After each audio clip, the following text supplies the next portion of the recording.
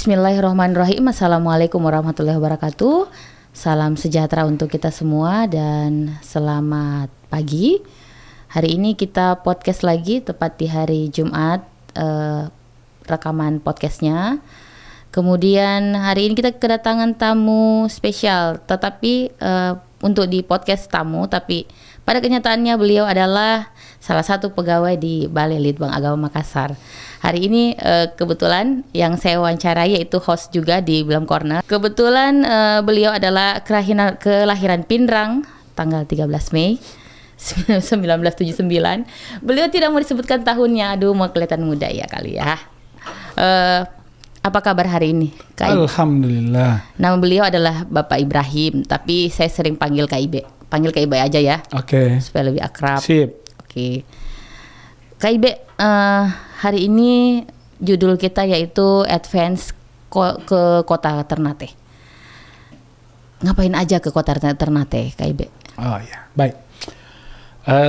Jadi kami ini diutus oleh kantor ke Kota Ternate itu dalam rangka advance penjajakan lapangan untuk kegiatan Balai Litbang Agama Makassar di tahun 2023. Kita memang di Balai Litbang Agama itu di kantor ini ya, kantor saya dan kantor Ibu Risma. Kantor kita bersama. Iya. Di bulan Januari memang kita sudah mulai bergerak, ya lebih cepat lebih baik. Jadi salah satu kegiatan itu adalah ada pengukuran, pelatihan, efektivitas moderasi beragama bagi ASN Kementerian Agama yang sudah dilakukan di tahun 2022. Nah, Kota Ternate atau lebih tepatnya Provinsi Maluku Utara itu termasuk dari 1 dari 6 lokasi pengukuran. Nah, untuk tahu bagaimana dan apa saja kegiatan-kegiatan moderasi beragama yang dilakukan di Provinsi Maluku Utara, itulah kita perlu advance ke sana. Seperti itu. Oh, jadi KIB kebagian ke Kota Ternate ya? Betul, iya. Tepatnya di ini menarik ini di Maluku Utara karena biasa kita diperintahkan ke Kota Ternate. Padahal perkantoran itu terutama kantor wilayah Provinsi Kementerian Agama Provinsi Maluku Utara itu bukan di Kota Ternate, tapi adanya di Kota Sopipi. Sopipi. Iya. Jadi dari Kota Ternate ke Sopipi itu jaraknya berapa lama? Ya, saya kemarin bertanya sama salah seorang pegawai di sana, Pak, berapa sih jaraknya berapa kilo Pak jarak antara Kota Ternate ke Kota Sopipi? Dia bilang, ini kurang lebih tergantung Pak. Tergantung apanya Pak? Tergantung naik apa? Oh gitu. Iya. Jadi jaraknya dihitung tergantung naik apa. Baik. Maksudnya karena dari Kota Ternate itu kita bisa naik speedboat atau naik kapal feri. Oh, naik kapal feri. Iya. Kalau yang mau cepat ya kita naik speedboat. Kalau mau yang agak lambat ya kita naik kapal feri. Kalau speedboat berapa kali satu hari? Kalau speedboat itu banyak kali. Kenapa? Karena waktu tempuh dari Kota Ternate ke Sopipi itu kalau kita naik speedboat itu antara 30 sampai 45 menit. Oh gitu. Itu tergantung jumlah mesin yang digunakan oleh speedboat dan berapa kapasitas horsepower-nya. Oh gitu. Artinya mungkin mesinnya bisa saya cuma 2, tapi kalau horsepower-nya sampai 100 berarti dia cepat. Oh gitu. Itu yang bisa menempuh sampai 30 menit saja. Kalau ferry berapa kali satu hari? Kalau ferry dia dari Kota Ternate ke Sopipi itu yang pertama pukul 7 pagi. Dia durasinya itu 1,5 sampai 2 jam. Jadi dia itu ada tiap-tiap 2 jam. Nah, tapi perlu diingat dermaga atau pelabuhan antara kapal ferry dengan speedboat ini beda. Jadi terutama speedboat ini di Kota Ternate itu kalau kita jalan-jalan di pinggir pantai memang itu banyak sekali dermaganya. Makanya kalau kita mau ke Sopipi itu kita harus tahu dulu kita mau ke Sopipi bagian mana. Seperti saya misalnya yang mau ke kantor wilayah Kementerian Agama Provinsi Maluku Utara itu maka saya harus naiknya dari Pelabuhan Ternate itu namanya Pelabuhan Semut. Oh, Pelabuhan Semut. Iya, Pelabuhan Semut. Saya harus naik dari situ. Pelabuhan Mangga 2 ya lebih dikenal Pelabuhan Semut. Karena kalau saya naik di situ, dia turunnya nanti lebih dekat ke Kanwil Kementerian Agama Provinsi Maluku Utara. Kalau saya naik di dermaga lain, maka mungkin saya akan tetap tiba di Sopipi atau lebih tepatnya di Pulau Almahera, cuma agak jauh jaraknya. Makanya nanti teman-teman bagi yang mau berkunjung ke Kota Supipi, diperjelas dulu mau ke daerah mana di sana, supaya nanti naik speedboatnya di Kota Ternate tidak keliru. Begitu. Jadi ini informasi juga ya, ternyata di Kota Supipi itu banyak dermaganya, jadi jangan salah pilih tempat. Betul. Karena akan menambah jarak lagi untuk naik lagi mobil yang lain untuk sampai ke tempat tujuan. Iya. Oh keren. Jadi KIB itu berapa lama di sana advance-nya? 3 hari. Oh 3 hari. Jadi kita memang kan kalau advance kan tidak terlalu lama, 3 hari. Jadi kita maksimalkan saja di sana dan memang belum terlalu banyak daerah yang bisa kami kunjungi. Itu pun setelah tugas selesai tentunya. Tugas utama ya ke Kanwil Kementerian Agama Provinsi Maluku Utara. Bertemu dengan Kakan Kemenaknya? Ke Kanwil.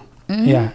Kebetulan waktu itu kan bersamaan dengan proses CAT petugas haji. Oh gitu. Jadi mereka rata-rata itu ke Kota Ternate. Nah ini menariknya. Iya. Jadi kenapa? Karena CAT-nya dilaksanakan di asrama hajinya. Jadi lagi ngumpul. Asrama hajinya itu ada di Kota Ternate, bukan di Kota Supipi. Oh gitu. Jadi saya ke Kota Supipi, kebetulan memang tapi sudah janjian. Kita kan fokusnya ke teman-teman yang ada di Subak KUB. Nah, jadi ketemu dengan teman-teman Subak KUB di sana dan sangat menarik. Mereka siap menjemput di dermaga. Ya, walaupun saya cari informasi waktu di atas speedboat, saya tanya, Pak, ini kalau nanti tiba di dermaganya, di pelabuhannya di Supipi, kita naik apa nih kalau mau ke Kanwil Kementerian Agama Provinsi? Dia bilang, naik bentor aja, Pak. Oh, naik bentor? Ya, kalau mau naik bentor murah, cuma 15.000. Memang jaraknya tidak terlalu jauh. Mungkin karena itu tadi, pemilihan dermaganya yang dari Kota Ternate di Pelabuhan Semut. Ya, begitu. Oh, kalau mau nyambung lagi bisa naik bentor? Bisa. Atau naik dia sarankan naik ojek aja. Oh, ojek bisa. Iya, kalau angkot nggak ada ojek? Angkot tidak ada. Yang ada kayak apa namanya, mobil-mobil rental begitu. Oh. Ya, tapi karena kita jaraknya dekat sekali, itu kurang lebih ya 5-10 menit lah. Oh gitu. Iya, tidak terlalu jauh. Kayak pengalaman apa saja ada di sana? Sampai ke sana, kemudian apa dulu yang diteliti, ataukah ini kan bukan penelitian ya, pengukuran ya? Ya. Apa pengalamannya? Baik, begini. Jadi informasi juga bahwa memang tahun ini untuk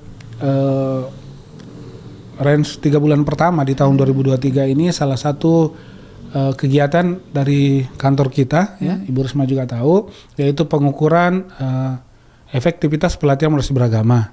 Itu lokasinya ada 6 provinsi. Otomatis ketika teman-teman mungkin atau ibu bapak mendengar kata pelatihan berarti identik dengan Balai Diklat ya, Balai Diklat Keagamaan Makassar. Tentu ada yang bertanya, kenapa Maluku Utara terpilih? Padahal di Maluku Utara itu tidak ada Balai Diklat. Balai Diklat Ambon adanya di Provinsi Maluku. Karena di wilayah kerja Balai Diklat Makassar ini kita ada 4 Balai Diklat. Balai Diklat Makassar, Balai Diklat Manado, Balai Diklat Ambon, dan Balai Diklat Papua. Keempat titik ini masuk plus 2 provinsi, yaitu Provinsi Sulawesi Tenggara dan Provinsi Maluku Utara. Maluku Utara kenapa terpilih? Karena ternyata teman-teman kita ASN Kementerian Agama di Maluku Utara itu sangat masif. Mereka melakukan kegiatan-kegiatan yang orientasinya ke moderasi beragama. Oh, begitu. Ya, dibuktikan dengan jumlah alumni orientasi pelopor moderasi beragama mereka itu ada 572 orang. Dari 6 lokasi yang ada advance-nya ini setelah laporan dari teman-teman ini ternyata Maluku Utara yang tertinggi. Oh gitu. Paling tinggi 572 orang yang mereka laksanakan di sana. Begitu. Oh, berarti mereka sangat masif ya untuk pelatihan moderasi beragama. Iya, bahkan mereka itu sudah melaksanakan, ini kan moderasi beragama itu jauh-jauh hari sebenarnya. Bahkan kalau hasil pembicaraan saya waktu itu mereka sudah sejak 2016 mereka itu selain kegiatan dalam bentuk full day begitu, mereka juga lebih sering melaksanakan dalam bentuk kema pemuda lintas agama. Dan itu yang banyak dia ceritakan ke kami waktu itu, bahwa kegiatan kema moderasi kema pemuda lintas agama ini sangat penting mereka lakukan, dan mereka sudah lakukan berkali-kali. Dan mungkin saja memang ini harus dilanjutkan tidak hanya di tingkat provinsi tetapi di tingkat kabupaten kota begitu. Jadi sekedar informasi tadi juga saya lupa sampaikan bahwa KIB ini adalah koordinator dari pengukuran efektivitas pelatihan moderasi beragama bagi ASN. Di salah satu pengukuran yang kita akan lakukan di tahun 2023, betul. Kurang lebih 15 ya? Betul, ada 15. Dan salah satunya adalah pengukuran efektivitas pelatihan moderasi beragama bagi ASN. Jadi beliau ini koordinatornya. Wow, luar biasa. KIB ini yang saya mau tanyakan, selain ke sana untuk melakukan advance, ada tidak pengalaman menarik dalam percakapan tersebut yang keluar dari konteks pengukuran itu? Baik. Ya, namanya juga kita advance, berarti sekalian aja ya setelah kita bahas bagaimana alumni dari kegiatan orientasi mereka, kemudian apa-apa saja kegiatan yang mereka lakukan. Salah satu poin itu yang menjadi, karena mereka sudah mau bergerak lagi nih untuk tahun 2023, mereka sudah siap-siap untuk melaksanakan kegiatan. Salah satu yang mereka akan lakukan itu adalah pesertanya nanti ini untuk orientasi 2023 ini adalah para pemuka agama. Para pemuka agama, kemudian para ketua-ketua organisasi kepemudaan. Karena prinsip mereka kalau ketua-ketua organisasi pemudaan itu yang kita lakukan orientasi moderasi beragama pada mereka bisa menularkan, mereka bisa menjadi agensi ini nanti di kabupatennya masing-masing, di organisasi-organisasinya.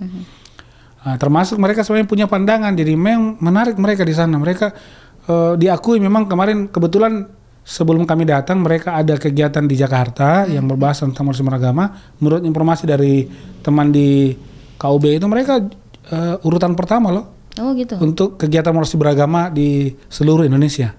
Maluku Utara termasuk yang pertama. Itu informasi dari teman yang ikut. Makanya mereka salah satu terobosan yang mungkin saya dilakukan tahun ini atau tahun depan, mereka itu berpikir bahwa sebaiknya moderasi beragama ini juga melibatkan kepala-kepala desa. Walaupun memang itu agak berat mungkin dari sisi anggaran kan, kalau kita mau datangkan semua, makanya mereka tentu akan menjalin kerjasama dengan pemerintah kabupaten kota. Karena persoalan moderasi beragama, persoalan kerukunan umat beragama ini bukan hanya ranah Kementerian Agama. Betul. Lebih tepatnya sebenarnya harus di kabupaten kota. Apalagi pembentukan KUB kan kalau tidak salah sudah pakai SK Kemendagri. Jadi itu informasi dari mereka ya. Nah, itu dari moderasi beragama.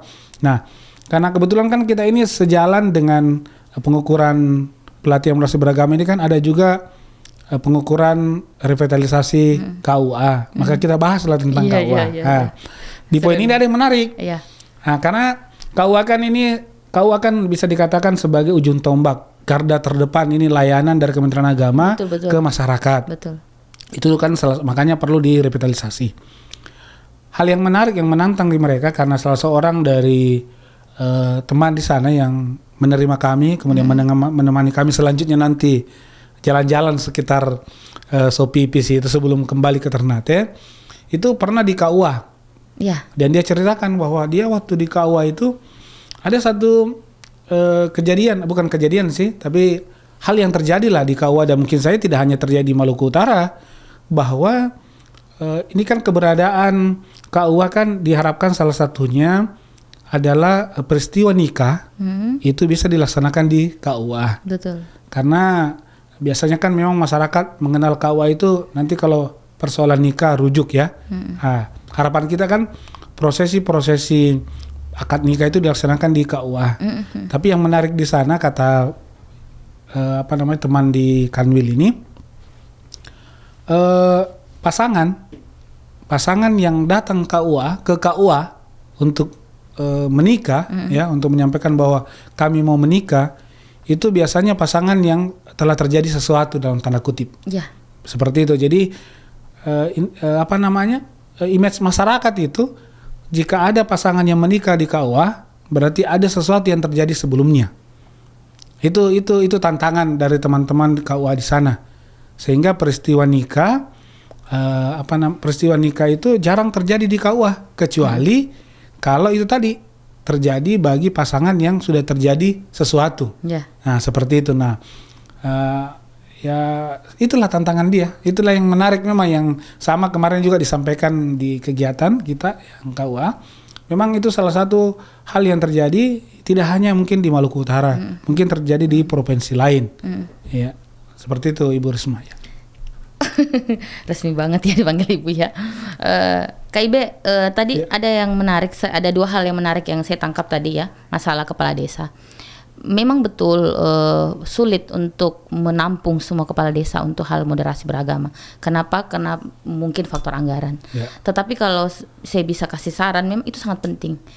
Kepala desa itu memang istilahnya apa ya, satu kali bicara ke masyarakatnya itu langsung mendengar. Kenapa? Karena dia bersentuhan langsung.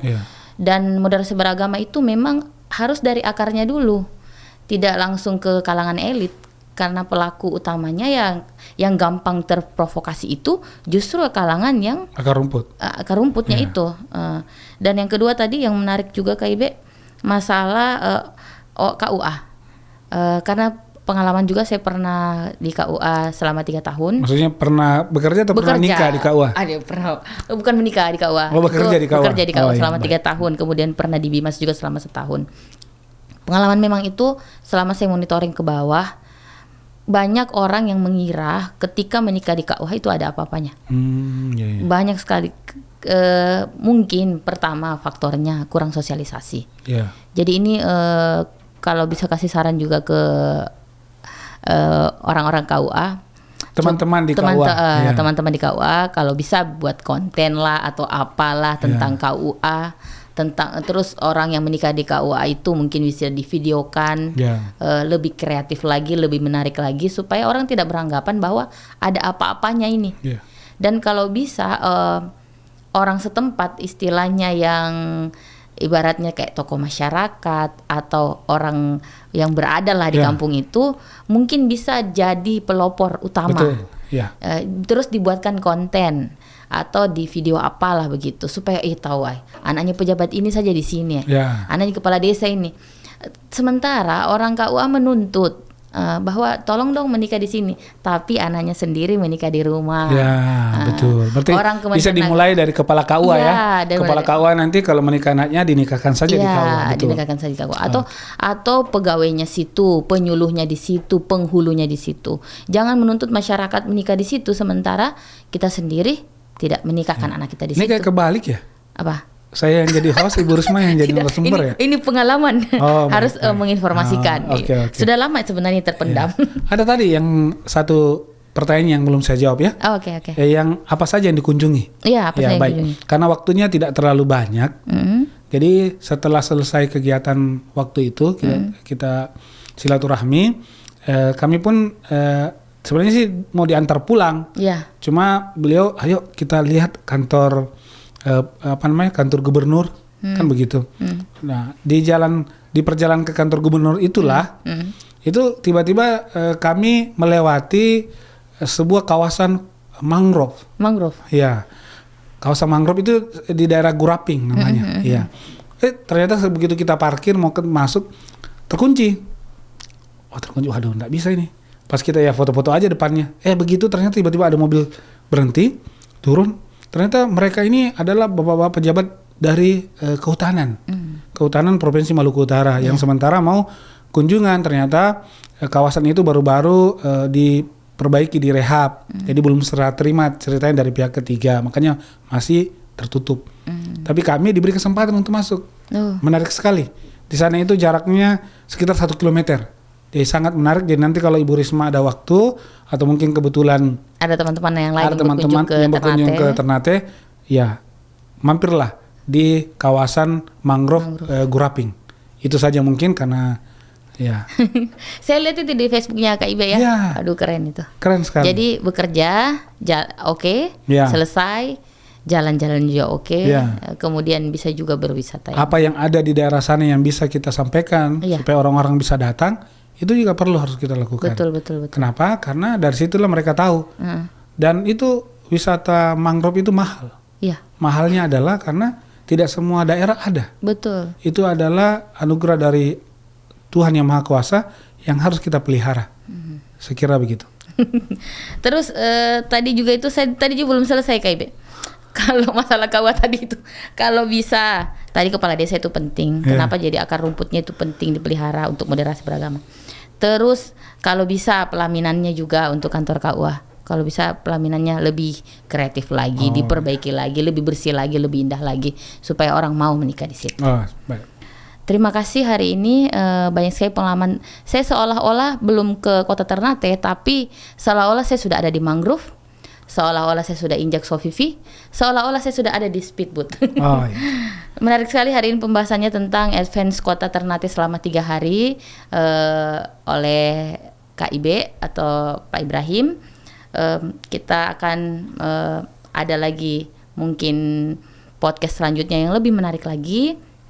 Kita bisa dinonton kita ada media sosial di mana-mana, ada di YouTube, ada di Instagram, TikTok, kemudian Twitter, Facebook juga ada. Saya pikir hari ini cukup yang kita mau sampaikan. Kita minta sarannya, komennya, ataukah ada judul lain lagi yang lebih menarik yang kita bisa bahas di sini, kupas tuntas di sini. Terima kasih atas perhatiannya. Jangan lupa di like, comment, and subscribe. Terima kasih. Kita semuanya sehat, bahagia selalu, dan panjang umur. Assalamualaikum warahmatullahi wabarakatuh. Salam sejahtera untuk kita semua dan selamat pagi.